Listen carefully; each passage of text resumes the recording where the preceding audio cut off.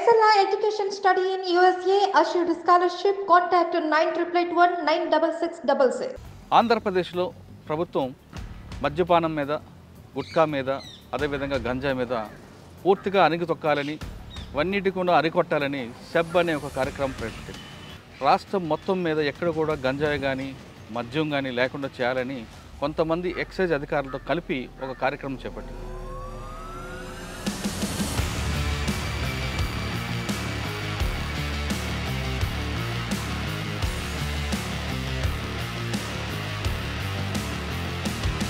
బెల్లంకొండ, పిడుగురాళ్ళ, మాచర్ల ఆ సర్కిల్ అంతా కూడా సిండికేట్ ఉంటుంది వైన్ షాప్లో.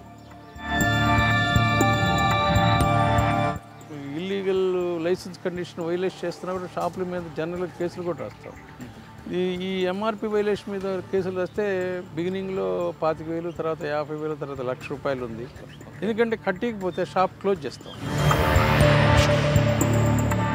సార్, బాపట్ల అనగానే మీకు సువర్ణపురం, బెద్దెలపల్లి ఈ ప్రాంతంలో గతంలో సారా కాల్చేవారు, ఆడవాళ్ళే కాల్చేవారు, మగవాళ్ళు కాల్స్తారు. సువర్ణపురం అనగానే మీకు తెలియని విషయం కాదు. వాళ్ళని మార్చడం అనేది తలకు మించిన భారం, అది అంత తొందరగా మారదు. ఎస్సీబీ కమిషనర్ గారి యొక్క ఆదేశాల ప్రకారం నిరంతరం రోజుకు ఒక్కోసారి 2 సార్లు మాట్లాడారు కమిషనర్ గారు కూడా. 25 మండలాల్లో ముఖ్యంగా మనకి ఎక్కువగా స్టువర్ట్పురం అంటే బాపట్ల రూరల్ మండలం ఒకటి, నిజాంపట్నం మండలం ఒకటి, చీరాల్లో టౌన్ అవుట్స్కట్స్ రామ్నగరు, ఆదినాయనపురం ఇట్లా కొన్ని విలేజెస్ ఉన్నాయి. ఇవన్నీ కలిసి మొత్తం కూడా మనం ఇక్కడ ఎక్కువగా క్రైమ్ ఉన్న విలేజెస్, ఐడి క్రైమ్ ఉన్న విలేజెస్ని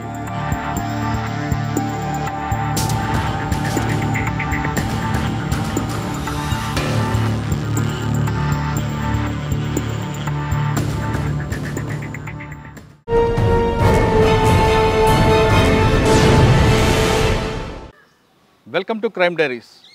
ఆంధ్రప్రదేశ్లో ప్రభుత్వం మద్యపానం మీద, గుట్కా మీద, అదేవిధంగా గంజాయి మీద పూర్తిగా అణిగితొక్కాలని, వన్నిటి కూడా అరికొట్టాలని సెబ్ అనే ఒక కార్యక్రమం ప్రకటించింది.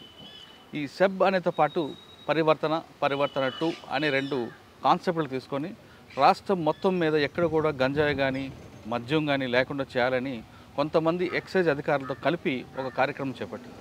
ఆ కార్యక్రమం చాలా దిగ్విజయంగా కొనసాగుతుంది.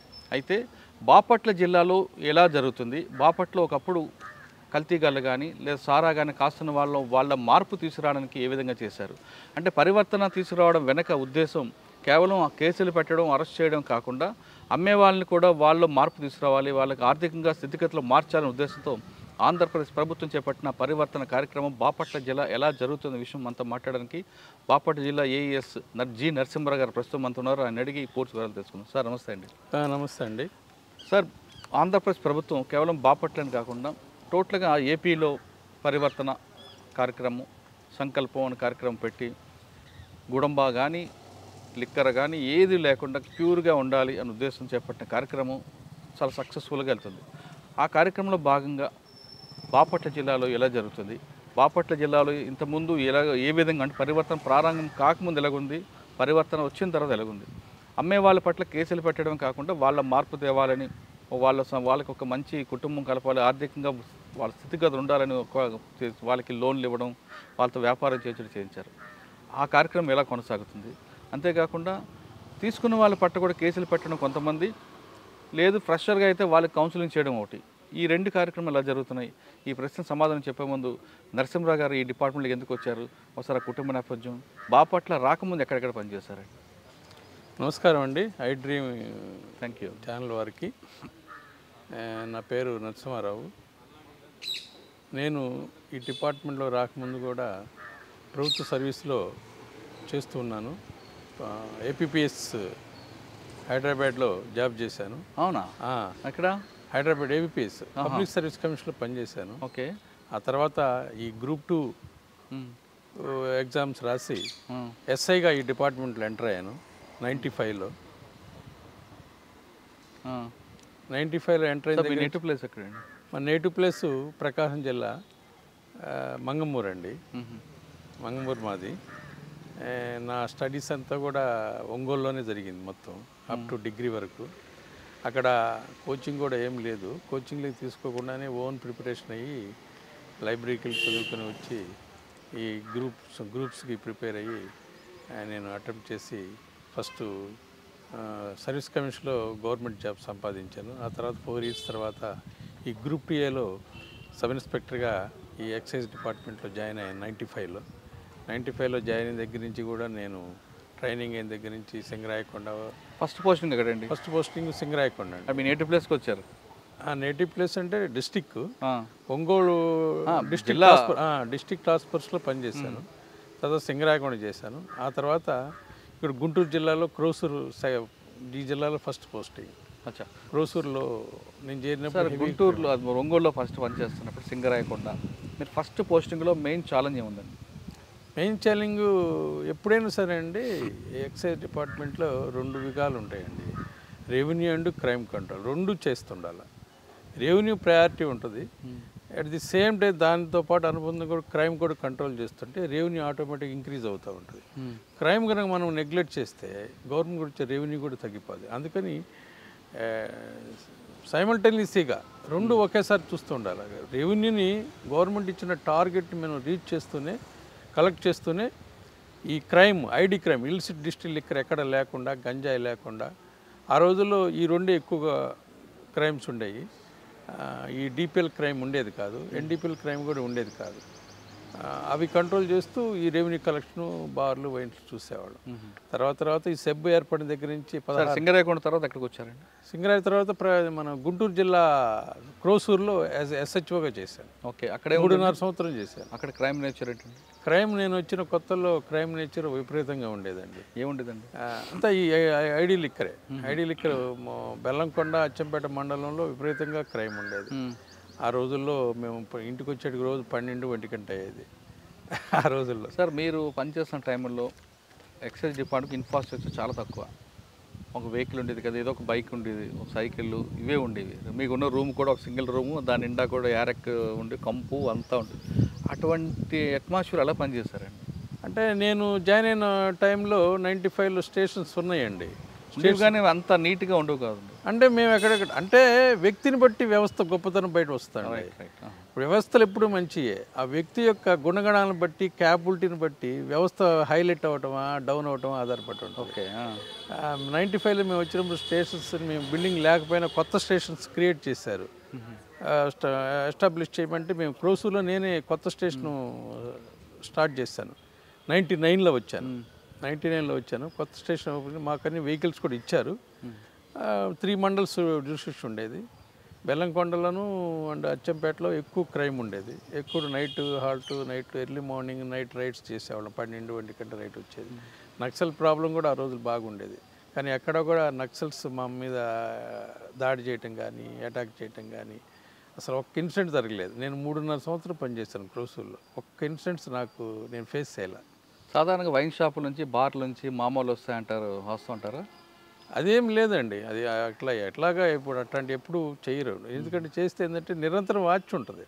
ఆ వాచ్ చేస్తూ మనల్ని మనం దిగజారితే ఇబ్బంది వస్తుంది. నేను ఒకటే చెప్తాను, ఇప్పుడైనా ఉద్యోగంలో నేను చేరిన కొత్తల్లో కూడా ప్రభుత్వ ఉద్యోగం అనేది గొప్ప అదృష్టం అంట. నేను ఎంత అదృష్టం అంటే, మనం తల్లిదండ్రులకే కాదు, దేవుడికే కాదు, ఎంత పూజ చేసినా, ఎన్ని అభిషేకాలు చేసినా రాని అదృష్టం ప్రభుత్వ ఉద్యోగం. మనకంటే చాలామంది తెలివి కల్లోళ్ళు, గొప్పవాళ్ళు, నాలెడ్జ్ ఉన్నవాళ్ళు, పవర్ ఉన్నవాళ్ళు కూడా లేనిటువంటి అవకాశం మనం ఒక గవర్నమెంట్ ఉద్యోగం సాధించామంటే ఎంత అదృష్టం ఉంటేనే సాధిస్తాం. అవును. వాళ్ళందరూ కొంతమందికి అవకాశాలు లేక రాలేదు, అదృష్టం లేక రాలేదు.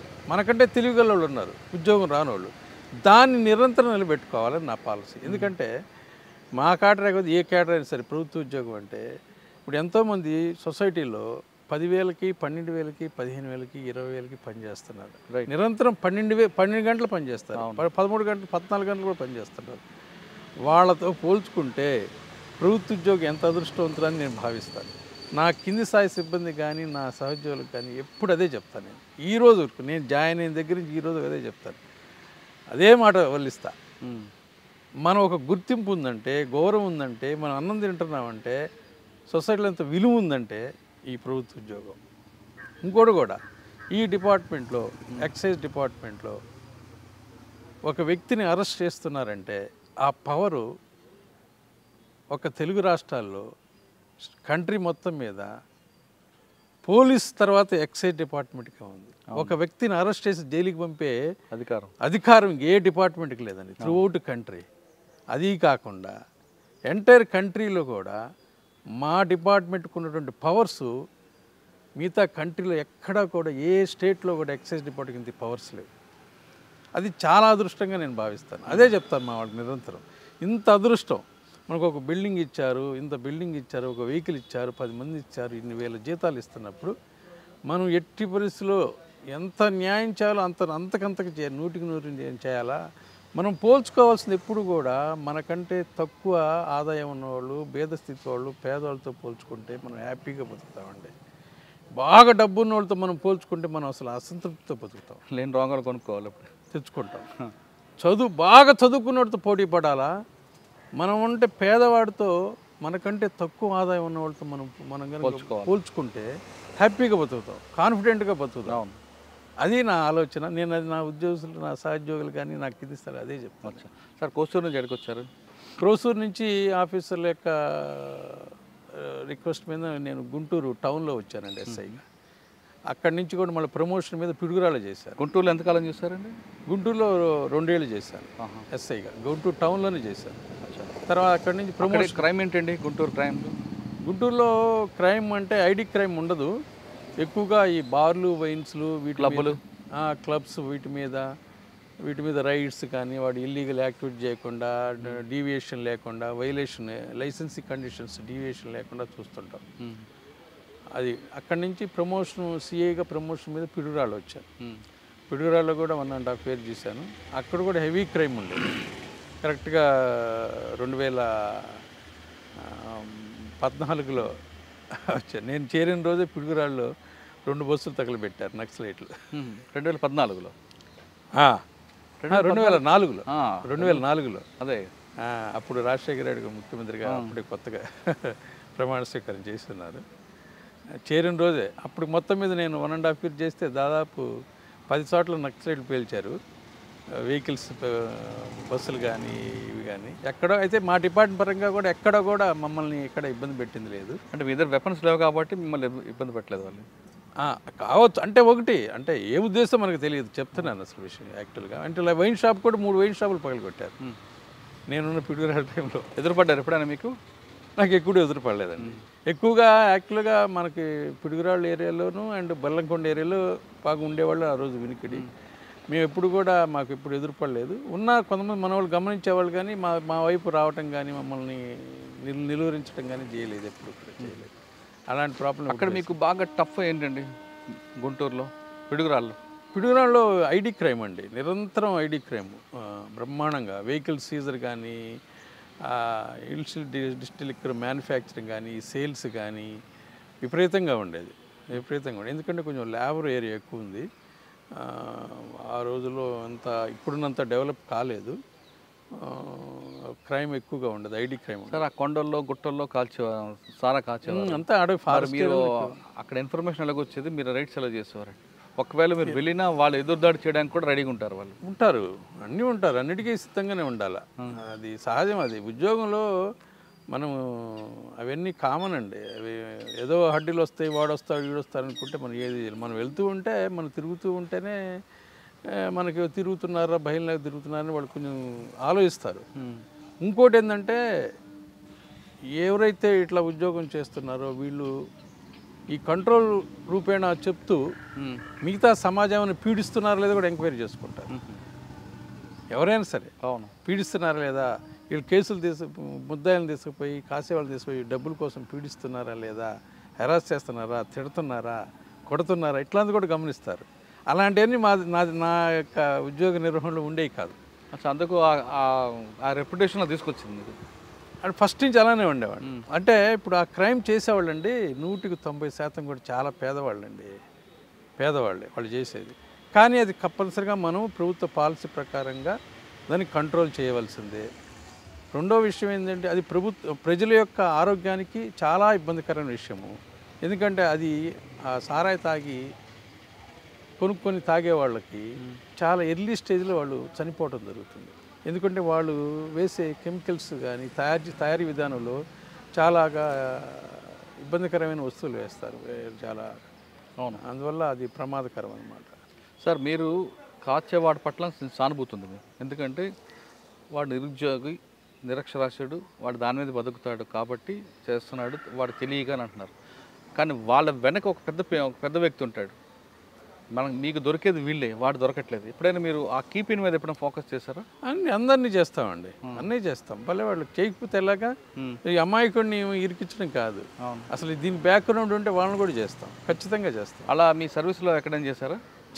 చేసాం కూడా చాలా చోట్ల. పిడుగురాళ్ళు చేసాము, పిడుగురాళ్ళు చేసాము. ఎక్కువ క్రైమ్ బెల్లంకొండను పిడుగురాళ్ళు ఎక్కువ ఉండేది. ఓకే, పిడుగురాళ్ళు కానీ బెల్లంకొండలో ఎవరిని ఎక్కువగా మీరు ఫిక్సప్ చేశారు? ఈ ఐడి లిక్కర్ మ్యానుఫ్యాక్చరింగ్కి ఇలా యొక్క అసిస్టెంట్స్కి బ్యాక్గ్రౌండ్ ఉండేటువంటి మెయిన్ లీడర్స్ వాళ్ళు ఉంటే వాళ్ళు చేస్తాం. సార్ వాళ్ళకి సప్లయర్స్ ఉంటారు కొంతమంది, బెల్లం అమ్మే వాళ్ళు, వాళ్ళకి కూడా చేశారు. బెల్లం వాళ్ళు కూడా వాళ్ళకి నోటీసులు ఇచ్చి చేసి బైండ్ ఓవర్ చేస్తామండి.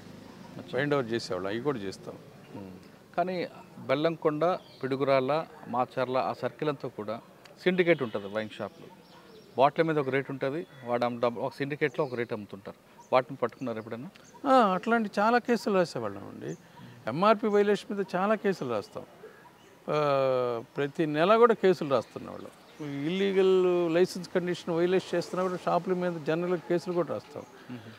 ఈ ఎంఆర్పి వైలేషన్ మీద కేసులు రాస్తే బిగినింగ్లో 25,000, తర్వాత 50,000, తర్వాత ₹1,00,000 ఉంది. సెకండ్ టైం రాస్తే 2 లక్షల ఫైన్ ఉండేది. అవన్నీ కూడా కట్టించి అప్పటికప్పుడే కట్టించాను. విత్ ఇన్ 1 వీక్లో కూడా కట్టించేవాళ్ళం. ఎందుకంటే కట్టికపోతే షాప్ క్లోజ్ చేస్తాం. అది డబ్బు కడితే కానీ షాప్ ఓపెన్ చేయం, ఖచ్చితంగా అంతే చేసేది. ఇంకోటి ఒక చెప్పదలుచుకున్నాను. ఎక్సైజ్ డిపార్ట్మెంటుకి గవర్నమెంట్ ఏదైతే రెవెన్యూ టార్గెట్ ఇస్తుందో 100% వసూలు చేసే ప్రభుత్వ డిపార్ట్మెంట్. ఇది నేను ఘంటాపథంగా చెప్పగలను. ప్రభుత్వానికి రోజువారీ ఖర్చులు ఎక్సైజ్ డిపార్ట్మెంట్ నుంచి వెళ్తాదన్నది వాస్తవం, అందులో ఎవరు కాదనలేరు. నేను అంటుంది ఇక్కడ ప్రభుత్వం కాదు, ఈ అన్ని ప్రభుత్వాలు కూడా.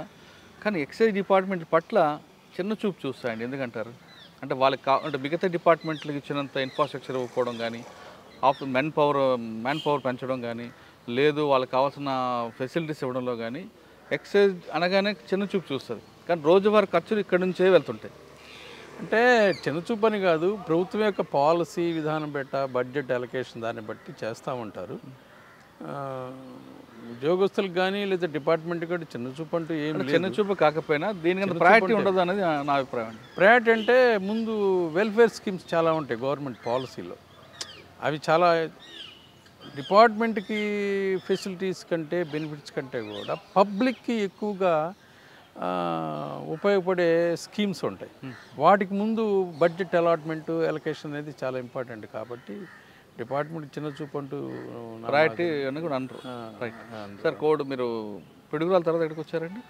పిడుగురాల తర్వాత మళ్ళీ గుంటూరు టౌన్కే వచ్చాను, స్క్వాడ్కి వచ్చామండి. స్క్వాడ్ నుంచి కూడా తర్వాత 1 టౌన్ సీఏగా చేశాను. గుంటూరు 1 టౌన్ సీఏ చేశానండి. 1 టౌన్ సీఏ తర్వాత నేను వినుకొండ చేశాను. వినుకొండ నుంచి రేపల్లో చేశాను. సార్ వినుకొండలో మీకు మెయిన్ ఛాలెంజ్ ఏంటి? అక్కడ కూడా క్రైమ్ ఏం లేదండి. వినుకొండ మండలంలో పమ్మిడిపాడు అనే ఒక చిన్న గ్రామం ఉంటుంది. ఆ గ్రామంలో నాటుసారా కాలుస్తుంటారు. మరి ఎప్పుడైనా పట్టుకున్నారా? అంటే నూజల మండలంలో 1-2 ఉండేయండి విలేజెస్. అక్కడ క్రైమ్ ఏం లేదు. యాక్చువల్గా వినుకొండలో 3 మండలాలు ఉండేవి. నూజెండ్లను, వినుకొండ ఒకటి, సేవలేపురం. 3 మండలాలు ఎక్కడ కూడా ఐడి క్రైమ్ అంటూ ఏం లేదు. శ్రావల్యపురం కూడా లేదా? లేదు, అంటే లేదు.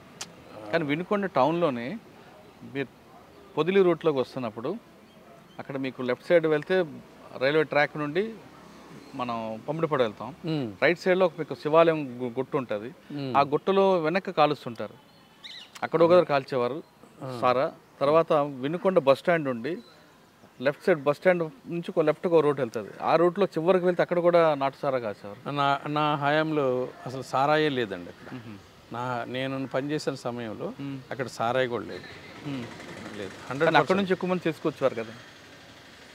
అంటే అంతకుముందు ఉందేమో నాకు ఐడియా లేదు. నేను పనిచేసిన టైంలో అక్కడ వినుకొండ టౌన్లో కానీ ఆ పవన్పాడులో కానీ సరౌండింగ్స్కి లేదు, ఏం లేదు. అచ్చా. ఓకే. వినుకొండ తర్వాత అండి? వినుకొండ తర్వాత నేను రేపల్లి వచ్చాను. రేపల్ల స్టేషన్కి చేస్తాను. అక్కడ కూడా లేదంటారా? ఇక్కడ స్పొరాటిక్గా అంటే గుడికాయలంక ఒకటి, గంగడపాలెం ఒకటి, కొన్ని లక్ష్మీపురం అట్లా ఇక్కడ కూడా చాలా లైట్గా ఉంది సారాయి. రేపల్ల అంటే అప్పుడు 3 మండలాలు ఉండే, రేపల్ల, బట్టిప్రోలు అండ్ చెరుకుపల్లి మండలం. ఈ బట్టిప్రోలు మండలంలో 1-2 ఈ లంక విలేజెస్లో ఉండేవి. ఇక్కడ కూడా క్రైమ్ తక్కువ, చాలా ఐడి క్రైమ్ తక్కువ. సార్ వినుకొండ తర్వాత ఎక్కడికి వచ్చారు? వినుకొండ నుంచి నేను రేపల్లి వచ్చాను. రేపల్లో పట్టిప్రోలు, చెరుకుపల్లి 3 మండలాలు ఉండే స్టేషన్. క్రైమ్ ఎలాగుండేదండి? ఇక్కడ క్రైమ్ కూడా చాలా తక్కువ ఉండేదండి, చాలా తక్కువే. కేసులు ఉండేవి కావా?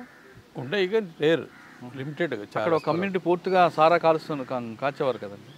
అంటే నా స్టేషన్ చెప్తున్నది ఒక 4-5 విలేజెస్లే ఉండే. గుడికాయ లంక అని ఒకటి ఉండేది, తర్వాత అటు రేపల్ల రూరల్ మండలం ఉండేది, తర్వాత బట్టిపురల మండలంలో కొంచెం లంక విలేజెస్ 2 విలేజెస్. అది లిమిటెడ్ అండి, చాలా లిమిటెడ్, రేర్గా. అంటే ఆర్గనైజర్ క్రైమ్ కాదు, ఆగలేదు లేదు. ఓకే, అక్కడ నుంచి నెక్స్ట్ అండి నేను రేపల్ల నుంచి ఉదయగిరి వెళ్ళాను, నెల్లూరు జిల్లా ఉదయగిరి వెళ్ళాను. అక్కడ కూడా లేదా? అక్కడ కూడా ఐడి క్రైమ్ లేదు, డ్రై ఏరియా అండి బాగా. ఉదయగిరి ఇప్పుడు హాట్ ఏరియా. ఆయన కూడా చాలా ముందు అనుకునేవాళ్ళు చాలా హార్డ్ ప్లేస్, టఫ్ ప్లేస్. అసలు నాకు అది హార్డ్ లేదు, టఫ్ లేదు, అక్కడ చాలా ఈజీగా ఖాళీగా ఉందారా? ఖాళీగా అంటే చెప్తారు, అంటే హార్డ్ లేదు అసలు. చాలా నాకు హార్డ్ లేదు, ఏం లేనట్టు మరి బోర్ కొడుతుంది కదా సార్ అక్కడ? బోర్ కూడా తప్పదు కదా సార్, ఉద్యోగం చేయాలి కదా. అక్కడే ఉండేవాడిని, ఇక్కడ ఫ్యామిలీ ఉన్నా కూడా నేను అక్కడే ఉండేవాడిని, తప్పదు అది ఉద్యోగం. తర్వాత ఉదయగిరి నుంచి నెక్స్ట్ ఎక్కడికి వచ్చారు? ప్రమోషన్ మీద తెనాలి అసిస్టెంట్ సూపరింటెండెంట్గా వచ్చాను. తెనాలి ఎంతకాలం చూసారండి? తెనాల్లో ఇక్కడికి వచ్చే ముందు వరకు 2022 మార్చి వరకు అక్కడే పని. తెనాలి సబ్ డివిజన్గా. అప్పుడు తెనాలి కింద తెనాలి స్టేషన్ ఒకటి, దుగ్గిరాలు ఒకటి, రేపల్లె, నగరము అండ్ పొన్నూరు, ఈ స్టేషన్స్ ఉండే. ఈ స్టేషన్ పరిధిలో మనకి క్రైమ్ ఎక్కువగా ఉండేది కూడా అప్పుడు కూడా ఉన్న దాంట్లో కొద్దిగా గొప్ప క్రైము నగరం స్టేషన్ పరిధిలో ఉండేది. ఆ నగరం స్టేషన్లో కూడా నిజాంపట్నం మండలంలో ఉండేది. ఇంకెక్కడ ఐడి క్రైమ్ ఉండేది కాదు. సార్ వాళ్ళని తీసుకురావడం, అరెస్ట్ చేయడం, పీడీ యాక్ట్ పెట్టడం చేస్తున్నారు కదా, అసలు ఆరిజిన్ ఎందుకండి? దానికి రూట్స్కి వెళ్ళారు ఎప్పుడైనా మీరు? ఆ నిజాంపట్నం దీంట్లో రూట్స్ అంటే అక్కడ కారణం ఏంటంటే కొంచెం ఇప్పుడు ఐడి లిక్కర్ ఏంటంటే లీటరు 200 రూపాయలకి వస్తుంది. ఒక చిన్న క్వార్టర్ బాటిల్స్ 50 రూపాయలకి దొరుకుతుంది. అది ప్రభుత్వం యొక్క సప్లై చేసే ఎంత చీప్ లిక్కర్ అయినా 100 రూపాయలు ఉండేది గతంలో. అంటే ఎప్పుడో 20 ఏళ్ల క్రితం అయితే 70 రూపాయలకు కూడా ఇచ్చారు అప్పుడు చీప్ లిక్కర్. తర్వాత అది 100 రూపాయలు ఉండేది. అలా పెరుగుతూ ఉంది. అదేంటంటే సామాన్యుడు అంటే బాగా పేదవాళ్ళు ఏంటంటే 50 రూపాయలు 180 ml రోజు తాగొచ్చనే ఉద్దేశంతో వాళ్ళు ఏంటంటే లోకల్గా తయారు చేస్తారు కాబట్టి, తెలిసిన వాళ్ళు కాబట్టి తయారు చేయటం, వాళ్ళు కొనుక్కోవడం. ముఖ్యంగా ఎందుకు తాగుతారంటే వాళ్ళు ఎక్కువగా ఈ పల్లెకారులు ఎక్కువగా ఉన్నారు. వాళ్ళు సముద్రం మీద వెళ్ళి, నదిలో వెళ్ళి చేపలు పట్టేవాళ్ళు ఎక్కువ ఉన్నారు. తర్వాత గౌడాస్ కమ్యూనిటీ ఉన్నారు, తర్వాత చేనేత వాళ్ళు ఉన్నారు. అట్లా వాళ్ళు ఏంటంటే నిరంతరం ఆ పని మీద సముద్రం వెళ్ళేవాళ్ళు ఖచ్చితంగా ఆ ఫీల్డ్లో చేసేవాళ్ళు ఏంటంటే బాగా బాగా పనులు చేస్తారు కాబట్టి, ఒత్తిడిగా ఉంటారు కాబట్టి సాయంత్రం కొంచెం తాగుదాం అనుకుంటారు. వాళ్ళు ఏంటంటే వచ్చే సంపాదనని ఎక్కువ డబ్బులు పెట్టి కొనకుండా ఈ సారాయి కోసం పోతుంటారు. అది నిరంతరం మనం కట్టడి చేస్తూ ఉంటే వాళ్ళకి ఆరోగ్యపరంగా ఇబ్బందులకు చేయటం ఒకటి, ప్రభుత్వం యొక్క ఆదాయాన్ని కూడా పెంచడం ఒకటి. 2 మార్గాలు. ఒక్క పని చేస్తే 2 మార్గాలుగా ప్రజలకి, ప్రభుత్వానికి, ఇద్దరికి కూడా ఉపయోగకరంగా ఉంటుంది. అలాగా డిపార్ట్మెంట్ యొక్క ఎయిమ్, అది లక్ష్యం. తర్వాత తెనాలి నుంచి రేపల్లి వచ్చారు. రేపల్లి నుంచి వచ్చారా? ఇంకా ఈ జిల్లా కొత్తగా ఏర్పడిన దగ్గర నుంచి 2022 ఏప్రిల్లో 4న ఈ జిల్లా ఏర్పడిన దగ్గర నుంచి కూడా ఈ జిల్లాకి వచ్చాం. సార్ బాపట్ల అనగానే మీకు సువట్టపురం, బెద్దెలపల్లి ఈ ప్రాంతంలో గతంలో సారా కాల్చేవారు, ఆడవాళ్ళే కాల్చేవారు, మగవాళ్ళు కాల్స్తారు. సువట్టపురం అనగానే మీకు తెలియని విషయం కాదు. వాళ్ళని మార్చడం అనేది తలకి మించిన భారం, అది అంత తొందరగా మారరు. వాళ్ళు మార్చడానికి ఏం చేశారు, వాళ్ళ మార్పు వచ్చిందా లేదా అనేది మీరు నిరంతరం వాళ్ళ మీద విజిలెన్స్ ఉందా లేదా? ఉంది. ఓకే. ఒకసారి బాపట్ల జిల్లాలో గతంలో కేసులు పెట్టుకున్న వాళ్ళు ఏ విధంగా ఉన్నారు, కేసులు పెట్టినప్పుడు వాళ్ళ జీవితాలు ఏ విధంగా ఉండేవి, కేసులు పెట్టిన తర్వాత పరివర్తన కార్యక్రమం చేపట్టిన తర్వాత బాపట్ల రెవెన్యూ అధికారులు, పోలీస్ అధికారులు, ఎక్సైజ్ అధికారులు వాళ్ళకి లోన్లు ఇచ్చి వాళ్ళ వ్యాపారం చేసినప్పుడు ఏ విధంగా వాళ్ళ కుటుంబాలు ఆర్థికంగా స్థిరపడ్డాయి అనేది ఇప్పుడు ఎవరైతే లోన్ తీసుకున్నారో వాళ్ళ మాటలు విందాం.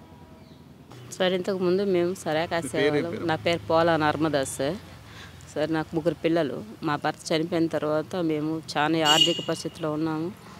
తర్వాత మేము సరాకాసేవాళ్ళం. దానివల్ల కేసులు పెట్టారు ఎక్స్చేంజ్ వాళ్ళు. ఇప్పుడు మాకు లోన్లు ఇచ్చారు.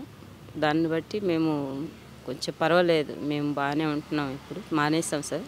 మాకు ఎక్స్చేంజ్ వాళ్ళు చేసిన మేలుని బట్టి మేము ఇప్పుడు అందరూ మా కుటుంబం మొత్తం బాగానే ఉన్నాం సార్. అంటే లోన్ ఇచ్చిన తర్వాత మీరు ఏం బిజినెస్ పెట్టుకున్నారు సార్? మేము బరిగొడ్లు కొనుక్కున్నాం. ఒక బరిగొడ్డు కొనిచ్చారు గవర్నమెంట్, మాకు బరిగొడ్డు ఇచ్చింది.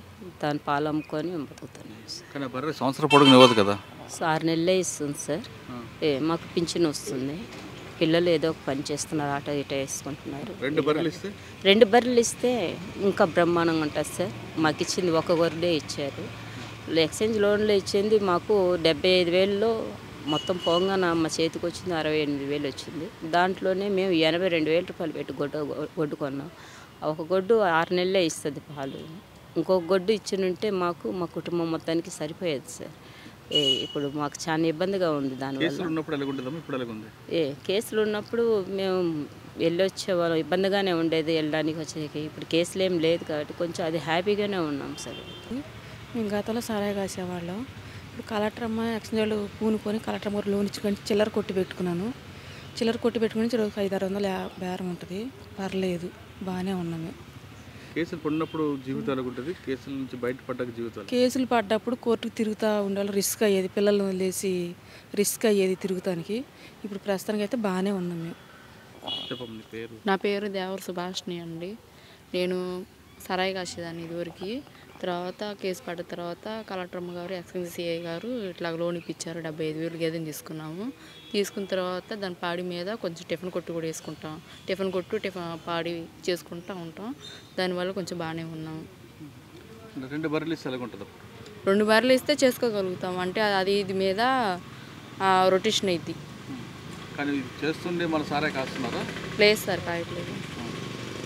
ఇప్పుడే ఇదివరకు గతంలాగా అంటే ఇప్పుడే బాగుంది. ఎందుకంటే ఇంటి చుట్టూరు పోలీసులు తిరగడం, అన్నీ ఏ టైం పడితే ఆ టైం రావడం, ఇంటి చుట్టూరు సువలు వేసిపోవడం, ఎంత ఇది కంటే కూడా చక్కగా పాడిని చూసుకుంటున్నాం, గేదెలను చూసుకుంటున్నాము, టిఫిన్ ఆటో వేసుకుంటున్నాం, వచ్చి పండుకుంటున్నాం.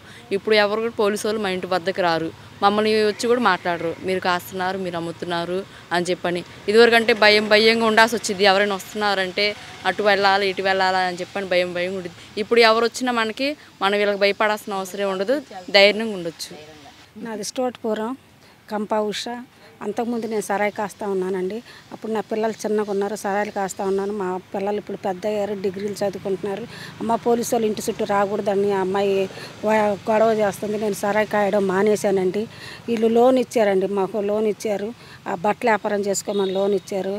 నెల కడుతున్నానండి. దానికి వడ్డీల మీద వడ్డీలు వేస్తున్నారు, అని తగ్గించమని చెప్పండి.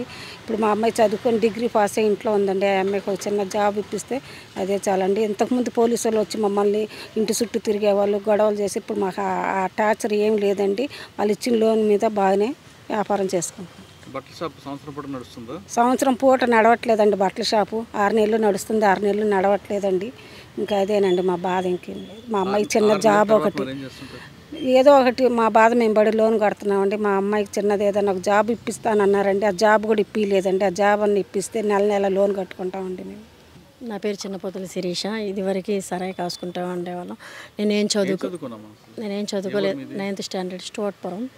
ఇదివరకు ఇంకా ఏ ఆధారం లేక మందు కాసుకుంటూ ఉన్నాము. ఎక్స్చేంజ్ గారు, డిఎస్పి గారు, కలెక్టర్ గారు మాకు చాలా సహాయం చేశారు. మేము ఇంతకుముందు టెన్షన్గా ఉండేవాళ్ళం. ఇప్పుడు హ్యాపీగా ఏదో పని చేసుకుంటూ బ్రతుకుతున్నాం. వాళ్ళకి థ్యాంక్స్ అండి. ఇంకేమన్నా చాలా తేడా ఉందండి. ఇదివరకు టెన్షన్ పడుతూ ఉండేవాళ్ళం, భయపడుతూ ఉండేవాళ్ళం. ఇప్పుడు ప్రశాంతంగా ఏదో తింటూ మా వారు ట్రాక్టర్ నడుపుతారు. సరిపోతుంది ఇప్పుడు జీవితానికి? పర్లేదు సార్. పిల్లలు చదువుతున్నారా? చదువుతున్నారండి. కేసులు అని చూసారు కదా మీరు, మీ పిల్లల్ని చదివి తీసుకెళ్తారా లేదు వాళ్ళని కూడా ఇదే మీ లేదండి, చదివించుకుంటాం సార్. చదువుకుంటున్నారు, చదివించుకుంటాం. మాది స్టోటపురం, దోరపూడి ప్రశాంత్. మేము సరాయి కాస్తా ఉండేవాళ్ళం. ఒకరోజు మాకు కబురు చేశారు, లోన్లు పెడతామని వచ్చాము. మాకు లోన్లు పెట్టారు, మాకు బరిగొడ్డు ఇప్పించారు. ఆ బరిగొడ్డు మీదే మేము పాలు పిండుకొని సరాయి మానేసి ఆ బరిగొడ్డు మీదే బతుకుతున్నాము.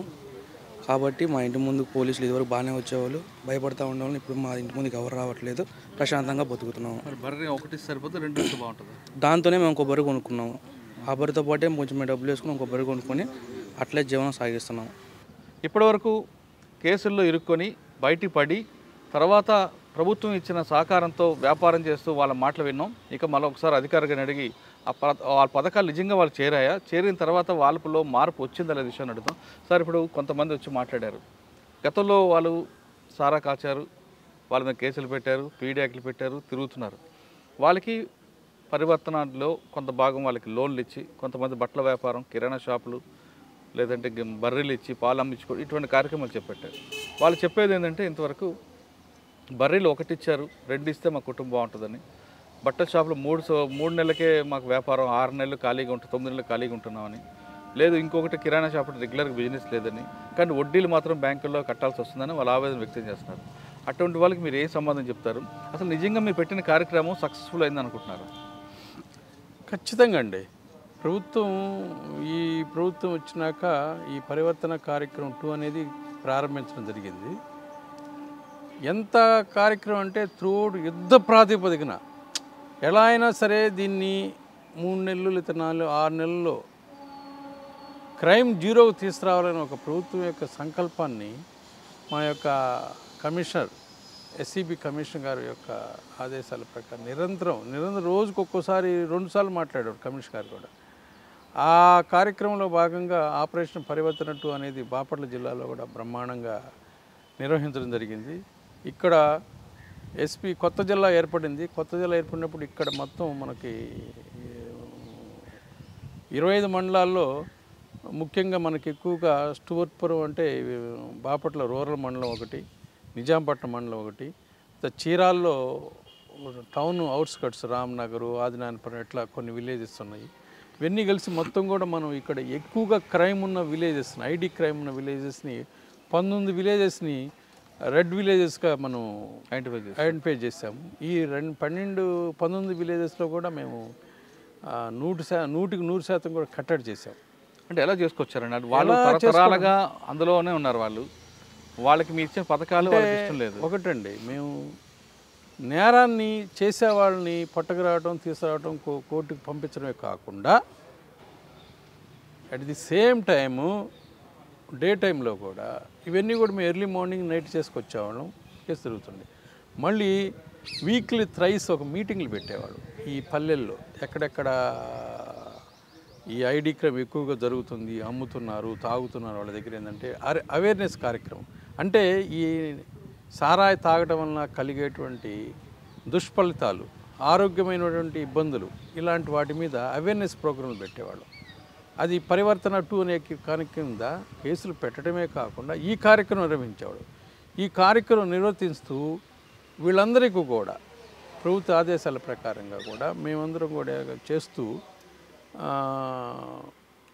మా ఎస్పీ గారు, ఈ బాపట్ల జిల్లా ఎస్పీ ఒకుల్ జిందాల్ గారు వాళ్ళ యొక్క ఆదేశాల ప్రకారంగా వీళ్ళకి ఫర్దర్గా ఈ నేరాన్ని వాళ్ళు నియంత్రిస్తే, వాళ్ళు మానుకుంటే వాళ్ళ జీవనోపాధిని మళ్ళా కల్పించడం కోసం, తిరిగి మామూలు జీవన స్రవంతిలో కలవటం కోసం అని చెప్పి ఉపాధి అవకాశాలు కల్పిద్దాము, వాళ్ళకి ఏర్పాటు చేద్దాము, మీరు ఒక ముందు ఐడెంటిఫై చేయండి ఎక్కువగా నేరం చేసేవాళ్ళని, వాళ్ళని కట్టడి చేసే ముందు వాళ్ళకి మనం ఏదైనా సహాయం చేయిస్తే ప్రభుత్వం ద్వారా వాళ్ళు మానుకుంటే ప్రజలకు బాగుంటుంది, వాళ్ళకి బాగుంటుంది, సొసైటీకి బాగుంటుంది. కాబట్టి ఆ ఉద్దేశంతో కొంతమందిని ఐడెంటిఫై చేసాం. మొత్తం 2 ఫేసెస్లో మేము మనుషుల్ని ఎంతమందికి ఇచ్చారండి? ఇప్పటి వరకు బాపట్ల జిల్లా 88 మందికి ఇచ్చాం. 88 మందికో మొత్తం అందరికి కలిసి 93,20,000 దాకా రూపాయలు వాళ్ళందరికీ ఇచ్చాము. వీళ్ళలో కూడా ఈ 88 మందిలో కూడా ఎస్టీలే 45 మంది ఉన్నారు.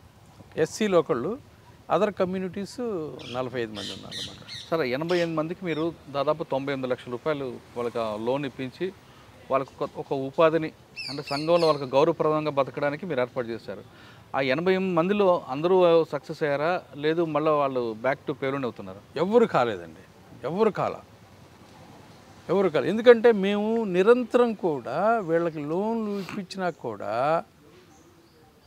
వారం వాళ్ళని ఎంక్వైరీ చేసి ఎవరైతే ఈ లోన్లు తీసుకున్నారో, యూనిట్స్ తీసుకున్నారో, ప్రత్యామ్నాయ ఉపాధి పొందారో వాళ్ళని పరిశీలించి మేము రిపోర్ట్ ఇవ్వాలి.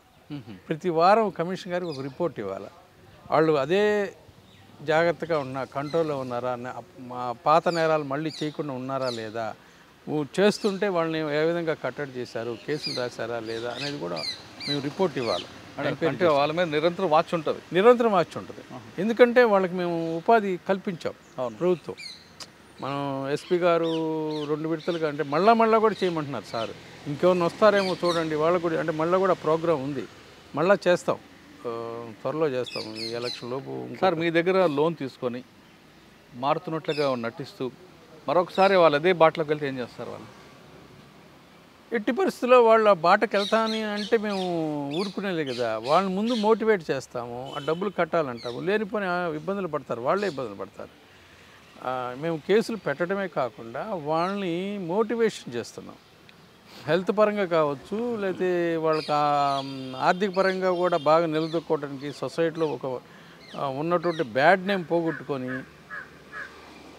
మంచిగా జీవనం సాగించడం కోసం వాళ్ళని మేము మోటివేట్ చేస్తూ ఉంటాం.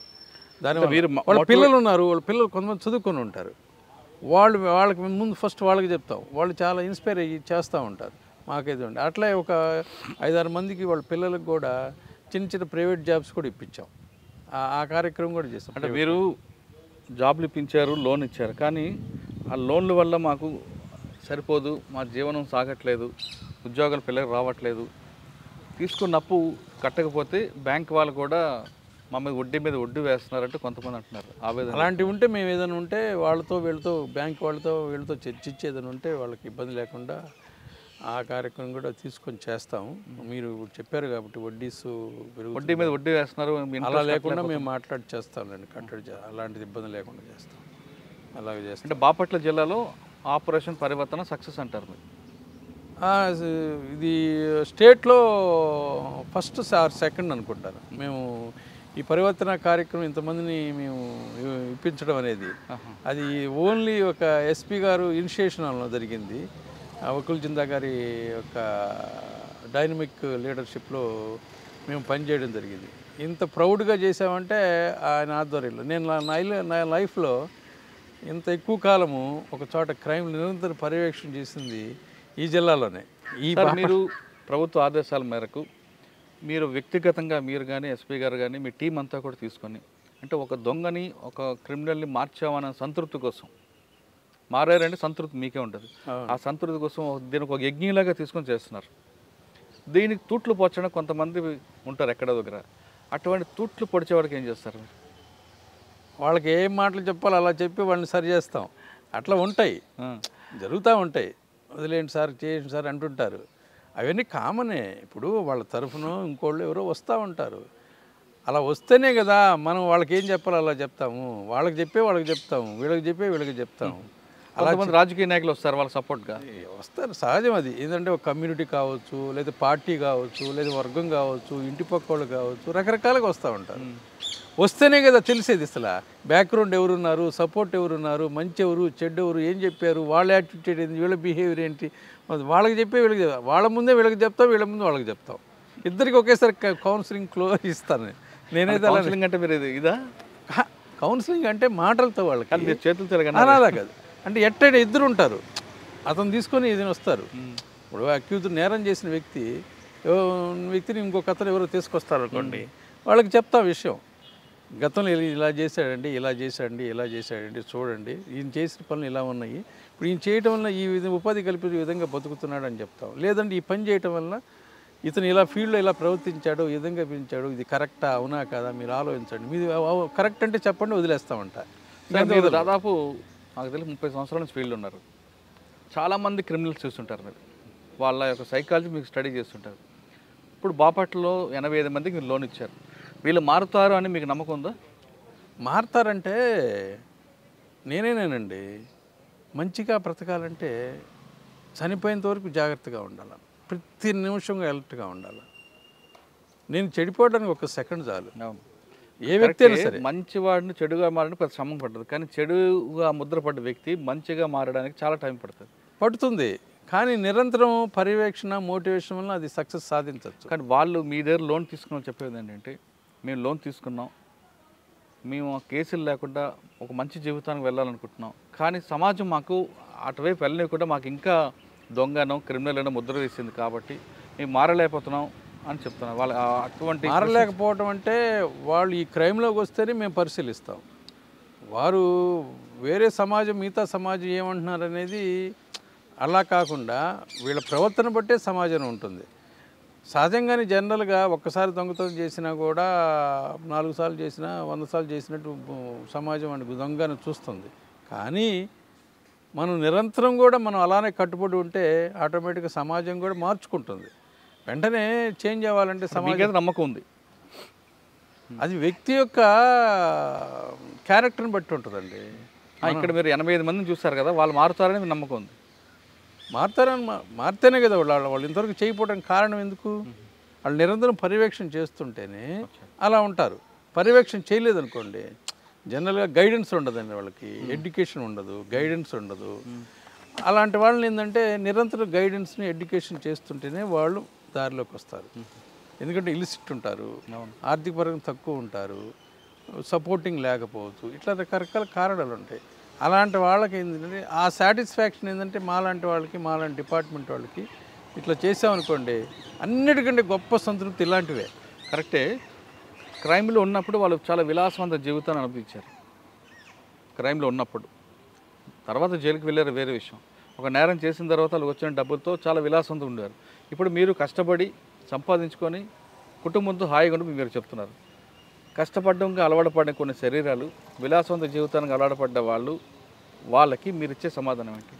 ఇప్పుడు మీరు అన్నారు క్రైమ్ చేస్తూ హ్యాపీగా ఉన్నారు. ఎక్కడుంటాడు హ్యాపీ? ఎక్కడో ఒక భూగృహంలో కూర్చొని తాగాల్సిందే, ఎంజాయ్ చేయాల్సిందే. బహిరంగ రాలేడుగా, చేయలేడుగా. నాకు అలవాటు, నా ప్రపంచం అంటాడు. అదే ప్రపంచం అంటే ఎవడైనా ఎంత పని చేసినా కానండి, ఏ నేరస్తుడైనా సరే ఆ నేరానికి బలి అవుతాడు. అదే నేరంలో ఉంటే నువ్వు పద్ధతి మార్చుకొని మంచి నడవడికి మంచి మార్గంలో వస్తానంటే ఖచ్చితంగా అతనికి 10 రోజులు కాకపోతే 100 రోజులకైనా గుర్తింపు వస్తుంది. గుర్తింపు మంచిగా కాకపోయినా కానీ చెడుగా మాత్రం ఉండదు. అదే కదా మార్పు అంటే. ఇప్పుడు నన్ను మంచివాడిగా సమాజాన్ని అంగీకరించడానికి ప్రతిరోజు ట్రై చేస్తే తొందరగా నన్ను మంచివాడిని సర్టిఫికేట్ ఇవ్వదు. కానీ చెడు వ్యక్తి మంచోడు కాదు, సరైనోడు కాదు అంటారని ఒక క్షణంలో ఇస్తారు. కరెక్ట్. మీరైనా సమాజం ఎవరైనా అంతే, వ్యక్తి అన్నది అంతే. సార్ ఇప్పుడు మీ దగ్గర 85 మంది ఆల్రెడీ మీరు లోన్ ఇచ్చారు, వాళ్ళందరూ కరెక్ట్ ప్రస్తుతానికైతే బాగానే ఉన్నారు. ఇంకా చాలామంది ఈ కార్యక్రమం చూసి ఇన్స్పైర్ అయ్యి పాత నేరస్తులు అందరూ కూడా వస్తే మీరు వాళ్ళని ఇస్తాం. వాళ్ళకి కూడా ఎస్పీ గారికి ఆదేశాల ప్రకారం చూసి కలెక్టర్ గారికి సబ్మిట్ చేసి అవి కూడా మేము ప్రాసెస్ చేస్తున్నాం. అంటే ఇంకొక ఎంతమంది ఉండొచ్చండి? అంటే ఫస్ట్ టైం మేము 64 మందికి ఇచ్చామండి. 64 మందికి ఇచ్చిన తర్వాత వాళ్ళందరికీ ఇచ్చేసిన తర్వాత దాదాపు ఒక 50 మంది వచ్చారు. సార్ మాకు కూడా ఇవ్వండి సార్, మేము వస్తాం, మేము తీసుకుంటాం సార్ అంటే కొంతమంది మళ్ళీ ఒక సెకండ్ టైం మళ్ళీ ఇంకొక 24 మందికి ఇచ్చాం.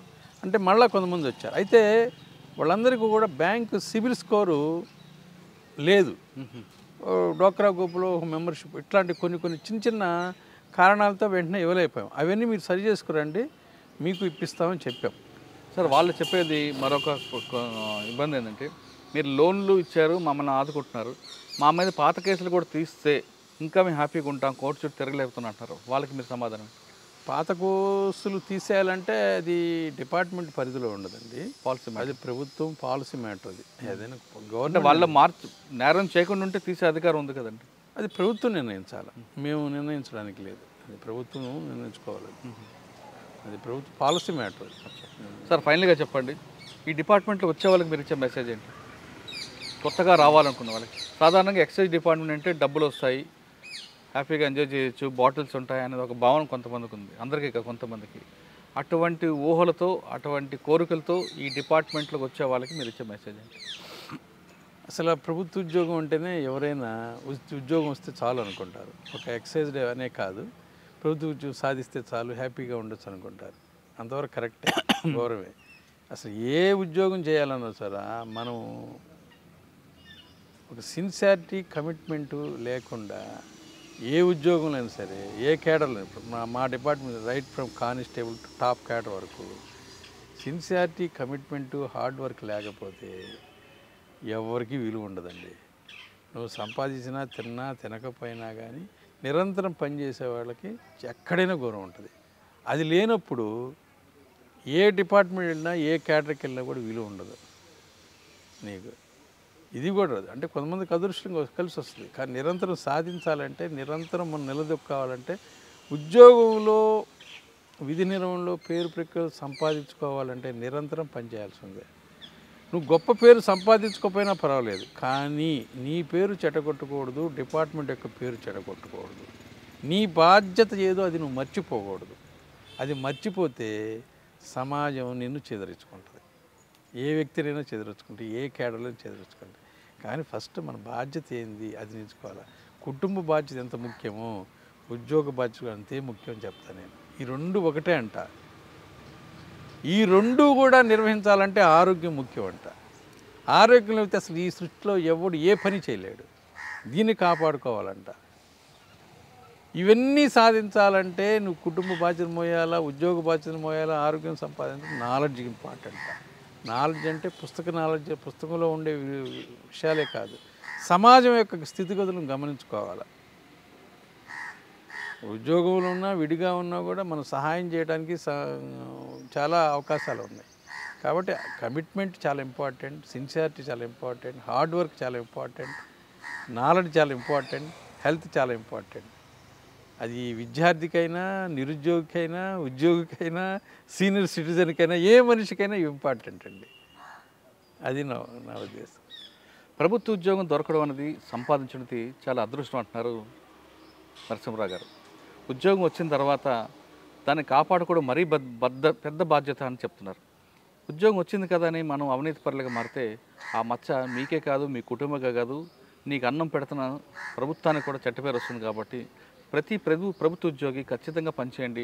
ప్రభుత్వం ఇచ్చిన సదుపాయాలతో హాయిగా ఉండొచ్చు, దాంతోపాటు కుటుంబ బాధ్యత కూడా సరిసమానంగా ఉంచండి అంటూ చెప్తున్నారు. ఇది వారం నరసింహరావు గారితో ఎక్స్క్లూజివ్ ఇంటర్వ్యూ. వచ్చే వారం మరో గెస్ట్తో మళ్ళీ కలుద్దాం. అంతవరకు నమస్తే. Thank you sir. Thank you sir. Thank you sir.